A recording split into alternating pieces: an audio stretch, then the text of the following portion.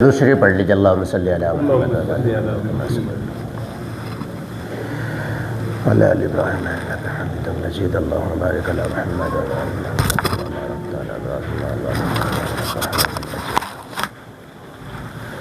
الحمد للہ وحدہ والصلاة والسلام علی من لا نبی بعدہ اما بعد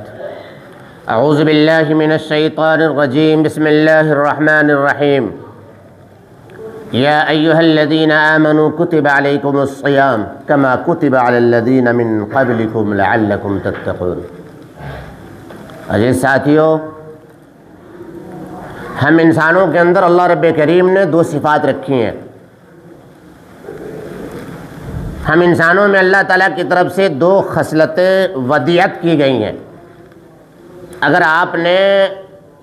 ان کلمات کو، ان باتوں کو صحیح سے سمجھنے کی کوشش کی اور غور سے سنا تو انشاءاللہ روزے کا مقصد میرے بھی اللہ کرے سمجھ میں آ جائے اور انشاءاللہ آپ حضرات کے بھی سمجھ میں آ جائے گا، جو ہمیں ہمارا رب سمجھانا چاہتا ہے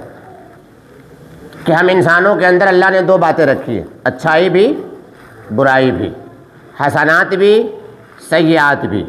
فرشتوں اور ملکوتی صفات اور خوبیاں بھی، بہائم جانور والی خصلتیں بھی۔ یہی وجہ ہے کہ آپ نے دیکھا ہوگا بہت سی دفعہ ایک انسان اپنے اعمال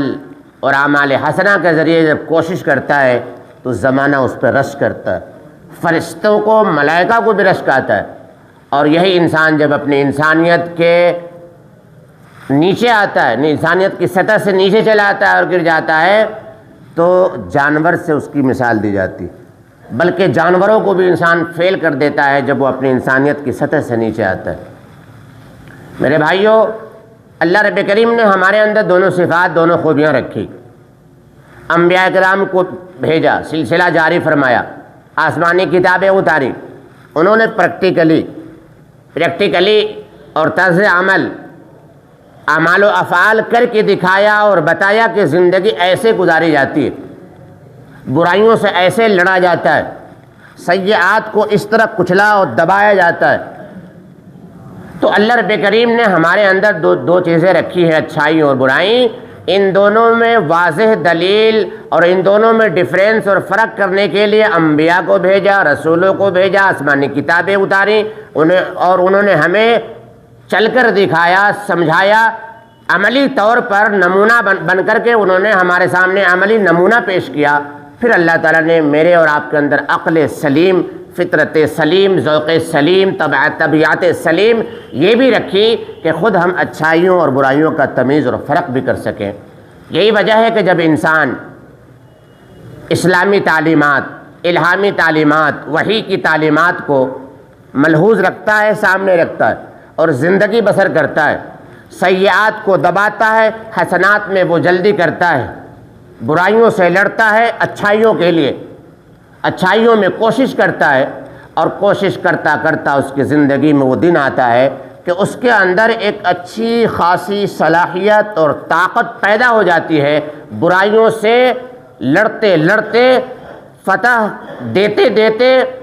وہ ایک دن ایسی اونچائی اور بلندی کو پہنچتا ہے کہ پھر دنیا انہیں ولی اللہ کے نام سے جانتی،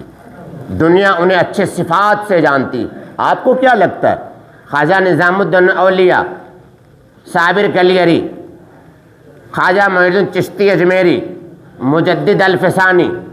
حضرت مولانا الیاس صاحب رحمۃ اللہ علیہ اور دیگر جو اکابرین اور بزرگان دین ہیں، ہمارے شیخ حضرت عبدالقادر رائے پوری رحمۃ اللہ علیہ، ہمارے شیخ حضرت مولانا سید ابو الحسن علی نور اللہ مرقدہ وغیرہم، ماں کے پیٹ سے ولی بن کر کے آئے تھے۔ کیا ان کے سامنے برائیوں کا معاملہ نہیں آیا تھا؟ کیا ان کے اندر برائیوں کے مادے اللہ نے نہیں رکھے تھے؟ یا صرف نور ہی نور اور نور کا ہی جلوہ تھا؟ ہرگز نہیں۔ معصوم اللہ نے ایک جماعت بنائی ہوئی ہے اور وہ جماعت نبیوں کی، رسولوں کی ہے۔ نبیوں اور رسولوں کے علاوہ اللہ نے کسی کو معصوم نہیں بنایا۔ ہر انسان میں چاہے وہ وقت کا کتنا بڑا ولی ہے، کتنا بڑا عالم اور محدث ہے، کتنا بڑا بزرگ ہے، میں اور آپ کوئی بھی ہے، اللہ نے سب میں یہ دو صفات اور دو خصلتیں رکھی ہیں۔ لیکن اللہ کے وہ خوش نصیب بندے ہیں جو برائی سے لڑتے ہیں، جو سیئات سے لڑتے ہیں، جو نفس سے لڑتے ہیں، اور لڑتے لڑتے اپنے اندر روحانیت کی طاقت پیدا کر لیتے ہیں، پھر ان کی زندگی برائیوں سے بچ کر، نافرمانیوں سے بچ کر، اللہ کے عتاب اور اس کے غصے کے والے راستے سے بچ کر جب زندگی گزرنے لگتی ہے، اسی کا نام تقوی ہے۔ جب ہماری زندگی میں یہ مادہ پیدا ہو جائے، صلاحیت پیدا آ جائے، ٹیلنٹ آ جائے ہمارے اندر، اور ہم زندگی کے روزمرہ ڈیلی بیس کے جو ہمارے حالات ہیں، طور طریقے ہیں زندگی گزارنے کے، ان طور طریقوں میں اگر ہم برائیوں کو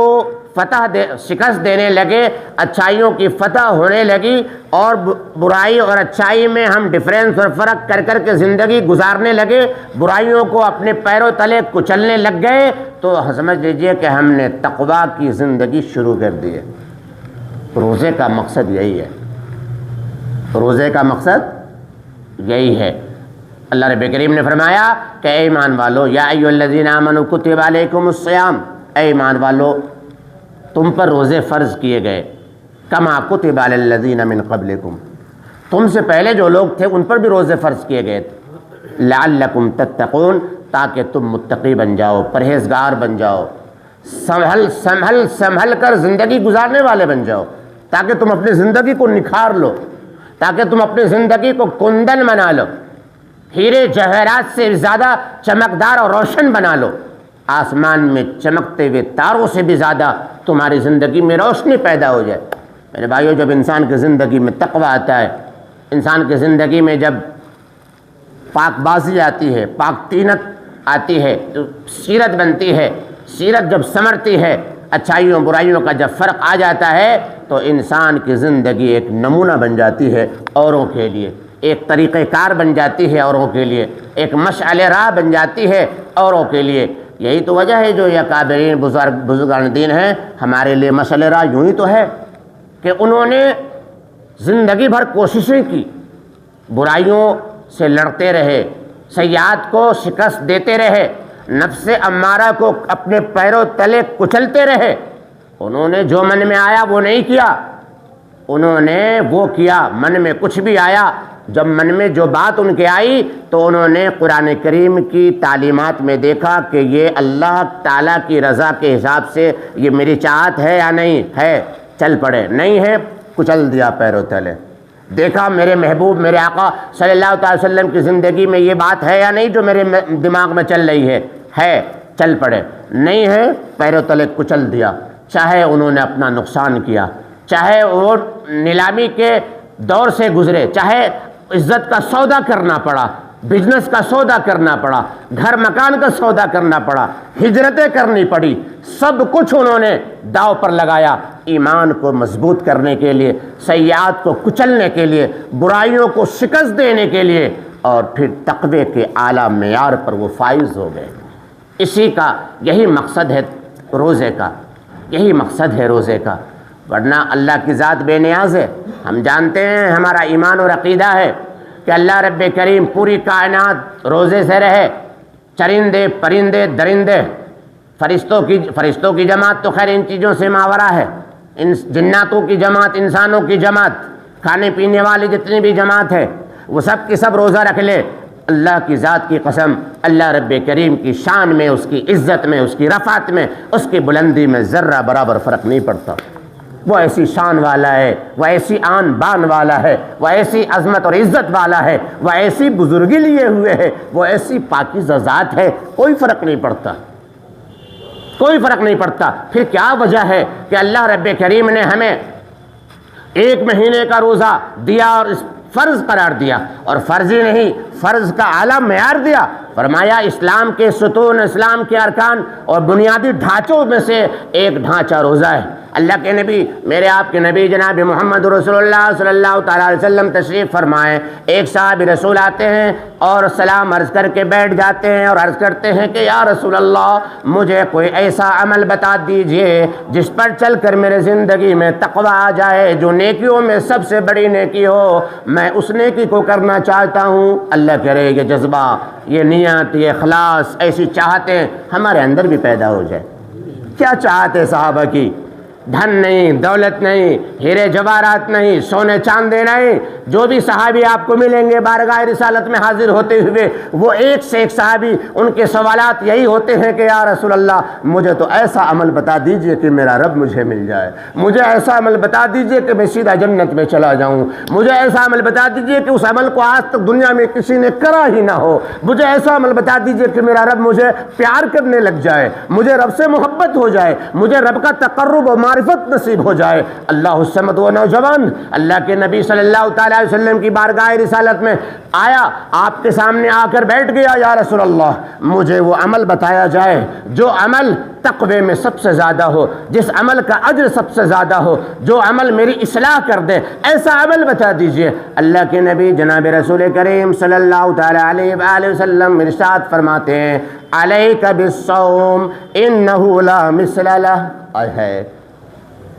علیک بالصوم انہ لا مثل لہ، اے نوجوان تم پر روزہ لازم ہے کہ روزے کے برابر کوئی نیکی نہیں، ہے اے نوجوان تم پر روزہ، علیک بالصوم لا مثل لہ، ایسی نیکی کوئی نہیں ہے، تو روزہ رکھ، پھر دیکھ تیرے اندر روحانیت، اور تیرے اندر روحانیت کی طاقت، تیرے اندر ملکوتی صفات، تیرے اندر فرشتوں والی صفات اور خوبیاں، نبیوں والی خوبیاں، صحابہ والی خوبیاں، تقوی والی خوبیاں اس انداز میں پیدا ہوگی، اس انداز میں کسی عمل سے یہ چیز، یہ دولت پیدا نہیں ہو سکتی۔ سوال سمجھنا صحابہ کا، صحابی جو ہیں وہ عرض کر رہے ہیں کہ مجھے سب سے بڑی نیکی بتائی جائے، میرے نبی، آپ کے نبی فرماتے ہیں روزہ، علیک بالصوم، اور یہی نہیں کہا کہ روزہ، فرمایا لا مثل لہ، اس کے برابر کوئی نیکی ہے ہی نہیں، کوئی نیکی نہیں۔ میرے بھائیوں، اللہ رب کریم نے جو روزہ ہم پر فرض کیا ہے، اس کا مقصد قطعاً بھوکا اور پیاسا رہنا نہیں ہے۔ ایک مہینہ روزہ رکھنے کے بعد اگر ہماری زندگی میں کوئی تبدیلی نہیں آتی، تقوی کی چنگاری نہیں سلگتی، دھواں نہیں اٹھتا، تو ہم پورے مہینے بھوکے پیاسے رہے، چاہے وہ مولوی ضمیر الدین مسجد کا امام ہو، چاہے حاجی ہو، چاہے نمازی ہو، چاہے تہجد گزار ہے، رمضان میں اگر تقوی کی صفت ہمارے اندر پیدا نہیں ہوئی، ہماری زندگی میں کوئی تبدیلی نہیں آئی، عید کے بعد اگر تبدیلی نہیں دیکھی گئی، میں آپ کو نہیں کہتا، میں اپنے آپ کو کہتا ہوں، میں ایک عالم دین پوری ذمہ داری سے یہ بات کہتا ہوں، میری زندگی اگر رمضان کے بعد نہیں بدلتی ہے تو یقیناً مولوی ضمیر الدین نے بھی مہینے کو بھوک اور پیاس سے گزارا ہے، تقوی آس پاس بھی نہیں آ پایا۔ کیا سمجھتے آپ؟ اللہ رب کریم وہ رب جو ہم سے اتنا پیار کرتا ہے، اتنی محبت کرتا ہے، جو ہمیں تکلیف میں نہیں دیکھنا چاہتا، ہماری ماؤں سے زیادہ پیار کرنے والا ہمارا رب ہمیں ایک مہینہ بھوکے پیاسے رہنے کو کیوں کہے گا؟ کیا اسے اچھا لگتا ہوگا جب ہم بھوک سے تڑپتے ہوں گے، پیاس سے جب ہمارا گلا خشک ہو جاتا ہوگا، ہمارے معصوم چھوٹے چھوٹے بچے اور بچیاں جب روزے سے ان کی حالت بگڑتی ہے، میرے رب کو خوشی ملتی ہوگی؟ کیا ہمارے بزرگ جو 80-90 سال کے ہو گئے ہیں، جن کے جسم میں طاقت نہیں، قوت نہیں، سب کچھ جواب دے گیا ہے، وہ بزرگ، وہ بوڑھا شخص روزہ رکھ رہا ہے، کیا میرے رب کو خوشی ملتی ہوگی؟ خدا کی قسم، اللہ رب کریم کی ذوالجلال عزت و عظمت والی ذات کی قسم ہے، اللہ رب کریم کو یہ بالکل مقصود نہیں ہے کہ ہم بھوکا اور پیاسے رہے، اسے تو مقصود ہے کہ ہمارے بندوں کو سیئات پر شکست دینے، برائیوں کو شکست دینے، اور حسنات اور اچھائیاں اور بھلائیوں کو غالب کر دینے والی صفات اللہ ہمارے اندر پیدا کرنا چاہتا ہے،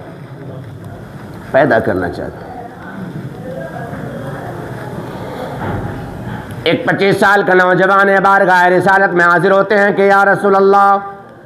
میں 25 سال کا نوجوان ہوں، میری شادی کی خواہش ہے، مجھے ڈر ہے کہ اگر میں نے شادی نہ کی تو میں زناکاری کے اندر مبتلا ہو جاؤں گا۔ صحابہ بڑے سیدھے سادے ہوتے تھے، ان کی باتوں میں بڑی سادگی ہوتی تھی، سچائی ہوتی تھی، وہ کچھ چھپاتے نہیں تھے، وہ گھما پھرا کر باتیں نہیں کرتے۔ کسی صحابہ کی زندگی آپ تلاش کر دیکھیں، کسی صحابہ کی زندگی میں ہمیں یہ بات نہیں ملتی کہ صحابہ نے گھما پھرا کر کوئی بات کی، وہ بیچارے جانتے نہیں تھے گھمانا پھرانا کیا ہوتا ہے۔ گھمانے پھرانے کے اسپیشلسٹ تو ہمیں، اس دور کے مسلمان مومن، اس دور کے عالم، اس دور کے حاجی، اس دور کے تہجد گزار، اس دور کے بڑے بڑے تقوی والے، بزرگی والے جو اپنے آپ کو اللہ میاں کا رشتہ دار، فرشتوں کے دوست سمجھتے ہیں، اللہ نعوذ باللہ، اللہ مجھے معاف کیجیے گا اگر بری لگے، سب سے پہلے میں اپنے آپ کو کہا کرتا ہوں کسی معاملے میں، چونکہ جتنی قربت مجھے آپ کو چاہیے اس سے زیادہ قربت مجھے اپنے رب کی چاہیے۔ جتنا میں آپ کو کہتا ہوں گناہوں سے بچو، اس سے زیادہ میری ذمہ داری ہے کہ میں اپنے آپ کو گناہوں سے بچاؤں۔ میں بے نیاز نہیں ہوں، بے نیاز تو بس اللہ کی ذات ہے، اللہ کی ذات ہے۔ وہ نوجوان، یا رسول اللہ اگر میں نے شادی نہیں کی تو میں گناہ کے اندر مبتلا ہو جاؤں گا، مجھے یہ خدشہ ہے۔ سننا بارگاہ رسالت سے کیا جواب ملتا ہے؟ اللہ کے نبی، میرے آپ کے نبی جناب محمد رسول اللہ صلی اللہ تعالیٰ علیہ وسلم ارشاد فرماتے ہیں کہ نوجوان تو بتا، کیا تیرے پاس رہنے کو مکان ہے؟ نہیں نہیں یا رسول اللہ۔ کیا تیرے پاس کوئی اور انتظام ہے؟ نہیں نہیں یا رسول اللہ، کوئی انتظام نہیں ہے۔ اب یہ بتا اے نوجوان، کیا تیرے پاس کاروبار ہے؟ یا رسول اللہ کوئی کاروبار نہیں۔ پھر کیا ہے تیرے پاس؟ وہ صحابی، نوجوان صحابی جو گناہ کی جوانی، بھری جوانی لے کر گناہوں کی طرف طبیعت مائل ہو رہی ہے، بارگاہ رسالت میں حاضر ہے، وہ عرض کرتا ہے کہ یا رسول اللہ میرے تن پر جو کپڑے ہیں ان کپڑوں کے سوا میرے پاس کچھ بھی نہیں ہے۔ اللہ کے نبی، میرے آپ کے نبی جناب محمد رسول اللہ صلی اللہ تعالیٰ علیہ وسلم ارشاد فرماتے ہیں کہ اے نوجوان پھر تو تیرے اوپر روزہ لازم ہے، علیک بالصوم، تو روزے رکھا کر۔ مجھے اللہ رب کریم کی ذات سے امید ہے کہ جب تو روزہ رکھے گا تیری یہ خصلت، تیری یہ چاہت جو تیرے من میں جاگ رہی ہے، روزے کی برکت سے یہ چیز دور ہو جائے گی۔ میرے آپ کے نبی جناب رسول کریم صلی اللہ تعالیٰ علیہ وسلم نے روزے کے بارے میں فرمایا کہ یہ روزہ غم خساری کا مہینہ ہے، رحمت کا مہینہ ہے، یہ روزہ قرآن کا مہینہ ہے، یہ روزہ غمخواری کا مہینہ ہے۔ غمخواری کا مہینہ ہے کہ ایک مسلمان دوسرے مسلمان کی خبر گیری کرے، اس کے حال احوال کو معلوم کرے، دریافت کرے، ایک رشتہ دار کو معلوم کرے، ایک پڑوسی کی خبر کرے کہ کیا ان کے گھر میں روزہ افطار کا انتظام ہے یا نہیں، کھانے پینے کا ان کے یہاں کوئی انتظام ہے یا نہیں، عید آنے والی ہے، عید پر ان کے کپڑے بنے، ان کے بچوں کے کپڑے بن پائیں گے یا نہیں۔ ہر مسلمان کی یہ ذمہ داری ہے کہ ایک دوسرے مسلمان کی خبر گیری فرمائے۔ اللہ کے نبی جناب رسول کریم صلی اللہ تعالیٰ علیہ وسلم نے فرمایا یہ غم گساری کا مہینہ ہے۔ فرمایا آقا نامدار صلی اللہ تعالیٰ علیہ وسلم نے کہ یہ صبر کا مہینہ ہے اور صبر کا بدلہ جنت ہے۔ ہمیں بھوک بھی لگتی ہے، برداشت کرتے ہیں، پیاس بھی لگتی ہے، برداشت کرتے ہیں، کسی چیز کو دیکھنے سننے کو من کرتا ہے جو عام دنوں میں ہم کیا کرتے ہیں، ہم برداشت کرتے ہیں، جسم جواب دے جاتا ہے، طاقت رخصت ہو جاتی ہے، کمزوری آ جاتی ہے، پھر بھی ہم اللہ کی رضا کے لیے ہمت حوصلے کو قائم رکھنے کی کوشش کرتے ہیں۔ اللہ کے نبی جناب رسول کریم صلی اللہ تعالی وسلم ارشاد فرماتے ہیں کہ یہ صبر کا مہینہ ہے، اسی کا نام صبر ہے۔ اور جنہوں نے روزے پر صبر کر لیا، بھوک کی شدت برداشت نہیں ہوتی لیکن اللہ رب کریم کے لیے اس نے برداشت کر لیا، پیاس کی شدت برداشت نہیں ہوتی پھر بھی اللہ رب کریم کے لیے برداشت کر لیا، چلا پھرا نہیں جاتا، طبیعت میں بڑی نزاکت ہے، اللہ رب کریم کی رضا کے لیے اس نے پھر بھی روزے رکھے۔ میرے آپ کے نبی صلی اللہ تعالی وسلم ارشاد فرماتے ہیں کہ اے لوگو، اے ایمان والو سنو، تمہاری بھوک کے صبر پر، تمہارے پیاس کی صبر پر، تمہارے کمزوری کی صبر پر اللہ رب کریم تم سے جنت کا وعدہ فرماتا ہے۔ یہ رحمت کا مہینہ ہے، اللہ رب کریم کی رحمت ہر آن اپنے بندوں پر اترا کرتی ہے۔ میرے اور آپ کے نبی سچوں کے سچے نبی، نبیوں کے نبی، رسول کے رسول، سید الاولین والآخرین حضرت محمد مصطفیٰ صلی اللہ تعالی وسلم کی کتنی پیاری بات ہے، خوشخبریاں ہیں ہم لوگوں کے لیے۔ اے ایمان والو، آپ بھی سن کر خوش ہو جاؤ۔ میرے آقا، آپ کے آقا حضرت محمد مصطفیٰ صلی اللہ تعالی علیہ وآلہ وسلم ارشاد فرماتے ہیں کہ روزانہ افطار کے وقت اللہ رب کریم ہر روزے دار کی ایک دعا ضرور قبول فرماتا ہے۔ اے ہے کیا بات، کیسی رحمت ہے اللہ کی، کیسی شان ہے اس رب کی، کیسی شان ہے اس رب کی۔ وہ رب پیغام بھیج رہا ہے، وہ رب سندیشہ بھیج رہا ہے اپنے جبریل امین صادق جو فرشتہ ہے، صادق امین کے ذریعے۔ صادق امین نبی کے پاس، نبیوں کے سردار کے پاس، اور پھر وہ نبی ہمیں بشارت خوشخبری سنا رہے ہیں کہ اے روزے دارو، روزہ دار روزہ افطار کے وقت جب بیٹھا کرو تو اللہ رب کریم سے اللہ کی رحمت اور بخشش اور مغفرت طلب کیا کرو۔ روزانہ ہر روزے دار کی کم از کم ایک دعا ضرور قبول ہوتی۔ ایمان رکھو، عقیدہ رکھو کہ اللہ رب کریم ساری کی ساری دعائیں قبول فرماتا ہے، ایک کا تو وعدہ ہے۔ میرے بھائی، جب آپ کے سامنے کوئی سوالی آتا ہے، کوئی محتاج، کوئی فقیر آتا ہے اور کہتا ہے جی اللہ کے نام پر دے دو، اور پتہ چلا آپ سکے ایک دو کا ڈھونڈتے ہیں، جیب میں نہیں نکلا، 5 کا سکہ ہے، تو آپ کہتے ہو واپس دینا؟ آپ کئی دفعہ بہت غیرت دار فقیر بھی بہت غیرت دار ہوتے ہیں، اگر آپ نے 10 کا یا 5 کا دیا اور آپ کہہ رہے تھے یار کھلے ہوئے تو ہے نہیں، 10 کے نوٹ ہے، تو بندہ بڑا غیرت والا فقیر ہوتا ہے، کہتا ہے بابا کوئی نہیں میں کھلے دے دوں گا، لاؤ مجھے دو۔ اب وہ کھلے گننے لگتا ہے تو آپ کیا کہتے ہو؟ کوئی نہیں بابا رکھ لو۔ ارے بھائی کیا بات، بندے کا یہ حال ہے، اتنی خودداری صاحب،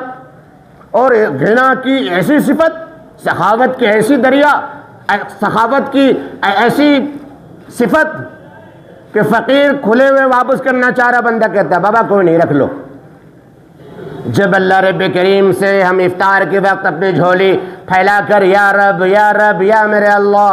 اللہ کی صدائیں لگائیں گے، اے اللہ آپ کا یہ بندہ بڑا گنہگار ہے، بخش دیجئے، اے میرے مولا میں بڑا قصوروار ہوں، بخش دیجئے، میرے اللہ گناہ کرتے کرتے میری عمر اتنی ہو گئی، بخش دیجئے، میرے اللہ آپ کے حکموں کے مطابق میرا روزہ نہ ہو سکا، بخش دیجئے، میرے رب جہنم سے بڑا ڈر لگتا ہے، بخش دیجئے، میرے رب آپ کے غضب و غضب سے بڑا ڈر لگتا ہے، بخش دیجئے۔ وقت بالکل ہوا چاہتا ہے، منٹ 2 منٹ رہ گئے، دن بھر کا تھکا ہارا انسان گلا خشک ہو رہا ہے، پیٹ آنتیں چپک چکی ہیں، کچھ نہیں ہے پیٹ میں، سامنے دسترخوان لگا ہوا ہے، رنگ برنگی نعمتیں اللہ کی خوشبو اپنے دل و دماغ تک پہنچا رہی ہے، اور وہ بندہ ان چیزوں سے ماورا اللہ کی طرف لو لگائے، جھولی پھیلائے، اللہ سے رحمت کی بھیک مانگ رہا ہے، مغفرت کی بھیک مانگ رہا ہے، بخشش طلب کر رہا ہے۔ اللہ رب کریم کا دریائے رحمت جوش میں آتا ہے، اللہ رب کریم فرشتوں سے کہتا ہے کہ اے فرشتوں ذرا دیکھو تو صحیح میرے اس بندے کو کیا ہو گیا،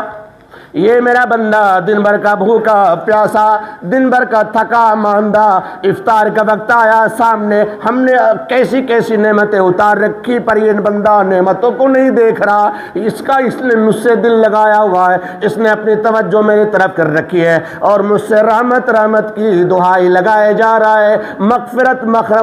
طلب کیے جا رہا ہے۔ اے فرشتوں یہ بتاؤ کہ ایسے بندوں کا میں کیا کروں؟ فرشتے کہتے ہیں کہ رب کریم مولا یقیناً یہ مغفرت کے مستحق ہے۔ اللہ رب کریم فرشتوں کو گواہ بناتے ہیں اور فرماتے ہیں فرشتوں گواہ رہو میں نے ان روزے داروں کی بخشش فرما دی۔